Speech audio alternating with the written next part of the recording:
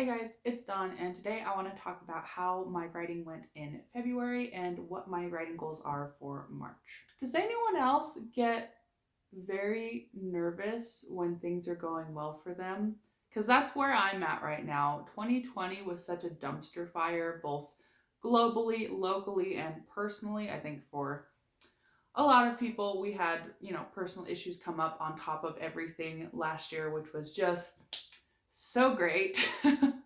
But I just feel like things are going really well for me so far this year, and it makes me nervous that there's like a storm coming. I'm gonna try really hard not to get it into my head that something bad is going to just suddenly pop up, because I would like the year to just continue going well. That would be preferable, but I'm so cynical. Anyways, let's talk about how I did in February. I've got my planner and my little writing log notebook. This is what I use to keep track of my word count and what projects I work on each day. If you guys remember from my January wrap up, in January I got a little over 16,000 words written, and my goal for February was around 20,000 words. And I actually hit it, and I'm really excited and proud of myself. So my grand total in February was 20,671 words. That includes 19,187 words in The Elf and the Goblin, 528 words in a secret novella project that I'm really not ready to talk about yet, but I just started it for fun. Obviously didn't get much written in that. And then lastly, I got 956 words in writing exercises. A couple weeks ago on Instagram, my friend Rayleigh Bradshaw posted about how she is trying to do a writing exercise before she jumps into her main project during her writing sessions. I'll include a link to the post down below in the description, but basically she's just using a book of prompts, which I already had one of those. I feel like I should have brought it with me to film this video, but I'm sure you guys have seen them before. They're in Barnes & Noble, and the one I have is like gray and has a typewriter in it, and I think it has 200 story prompts in it. And so I started using that this month. I didn't use it super religiously. Like, there definitely were nights where I started my writing pretty late in the evening and just needed to get to it. And so I didn't feel like I had time to do a writing exercise, but I am trying to use it more frequently in the future. Just from the handful of times I have used it so far, I did notice a huge difference in the speed at which I was able to get my kind of writing word count goal for the evening. So I usually aim for about 1,000 words an evening if I'm doing an actual writing session. And sometimes that takes me like 2 hours to do, because I usually start writing around 7:30 or 8 and then end around 9:30 or 10 o'clock. And I'd like to have time to read, to relax, to chat with my husband. And so on the nights that I used a writing exercise and then did my writing, I sometimes finished before it had even hit 9 o'clock, which is kind of unheard of for me. So I definitely am excited to keep doing this. I think it will help me continue to build good writing habits and just make my writing sessions easier and easier as I get more comfortable with writing consistently. But yeah, thank you, Rayleigh, for putting that out into the world and reminding me that I had one of these dorky writing prompt books that I hadn't been using. So I'm going to try to be better about that.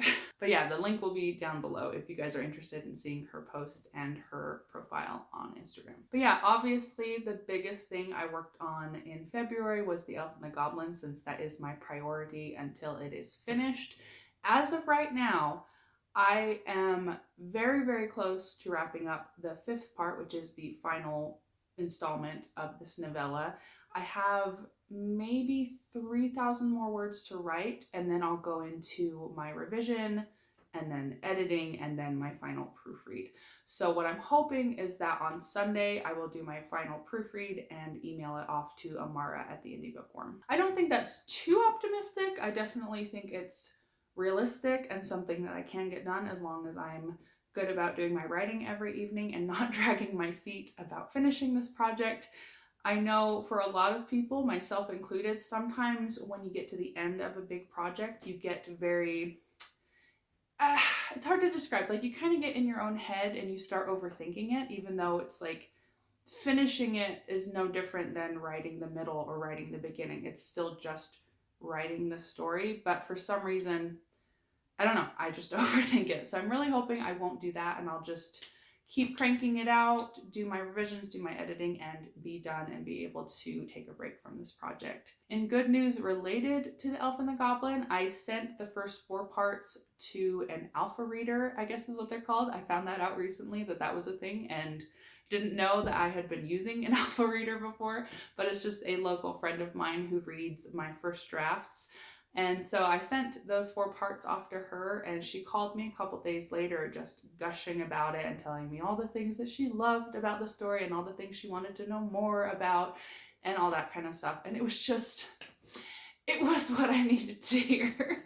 It's always nice to just have somebody tell you it's good and not, because it is useful to get criticism and critique so that you can improve. But sometimes you just want to hear that it's awesome so you can pat yourself on the back and feel like you're not wasting your time and energy and passion in life. So that was amazing. I feel really, really good about this project. I am excited for the next stage, in a few months when I start re-outlining it and expanding it into a bit of a longer novel with a more complex plot line and a wider range of characters and places for the protagonist to visit. But yeah, I love this story and I'm having a lot of fun with it, and I don't think it's going anywhere after I finally finish part 5. So that, I think, is everything for February, but like I said, it went really well. 2021 is a good year so far as my writing and reading goals. So I feel good about that, but also, like I said at the beginning, a little bit suspicious. I'm like, what's over the horizon? But we're just gonna keep trucking and not worry about what may or may not happen in the future. I also wanted to show you guys really quick. Oops, I forgot to put my bookmark in. But in my personal planner, I have been kind of putting inspirational writing quotes at the top of each weekly spread. So I'll show you, this was last week. Let's see if I can get that. I just put it on the top of the left-hand page, just an inspirational quote. I usually find them on Pinterest or Instagram. And then on the right side, I put my writing and reading goals for the week. And that's been working out really well for me. I like doing that. I like this kind of simple, just straightforward weekly planner because I feel like it's not overwhelming like more detailed and intricate planners are that I have used in the past. So I really do like this planner and I am enjoying using it. Okay, so let's talk about March and what I am going to be attempting to get done this month. So it goes without saying, first priority is The Elf and the Goblin, which, like I said, I will hopefully be finishing this week. So that will be the first week of March, just focusing on wrapping up part 5, getting it proofread and sent off to Amara. And then what is my priority after that? So obviously I want to let The Elf and the Goblin rest. I don't want to reread it yet. I don't want to start re-outlining it yet, any of that stuff. So I'm just going to set it aside and jump back into the network. And I have actually recently really been missing the network. I've been thinking about it a lot, coming up with new scenes or reworking old scenes or whatever. But because I've had to put so much time into The Elf and the Goblin, I haven't had much time to put into the network. I am looking forward to revisiting that project and just refamiliarizing myself with those characters that I love so much. So my goal for March for the network is, I hope not too ambitious, but I still have to kind of proofread the last few chapters leading up to the middle point of the novel and just filling in a couple missing like transitions, finishing a couple scenes. And then if I have time, which I really hope I do, before the month ends, I need to re-outline the second half of the book, because in April for Camp NaNoWriMo, I just want to devote the month to starting the second half of the book as far as, revisions and rewrites. Because basically the second draft has been a total rewrite of the first draft, which isn't really revising, but it's fine. So yeah, those are my two main goals. I don't really have any goals besides that because I don't want to distract from what I need to get done on both the Elf and the Goblin and the network. Those are top priority this month, and I think I can do it. It's just, I've been working on the Elf and the Goblin for so long. It's been the last few months that it's been my focus that I'm nervous about transitioning back into the network and transitioning back into the mindset of rewriting and revising rather than, drafting a new project. So I hope it won't be too painful.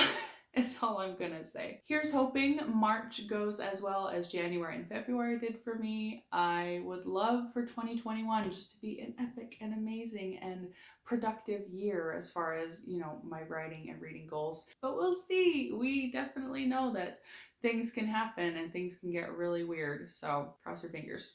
Yeah, that is everything I want to talk about as far as my February results and my goals for March. Let me know down in the comments if you have any goals for March. I would love to hear about it, and I hope you guys have an amazing week. Thank you for watching this video, and as always, happy writing. Bye.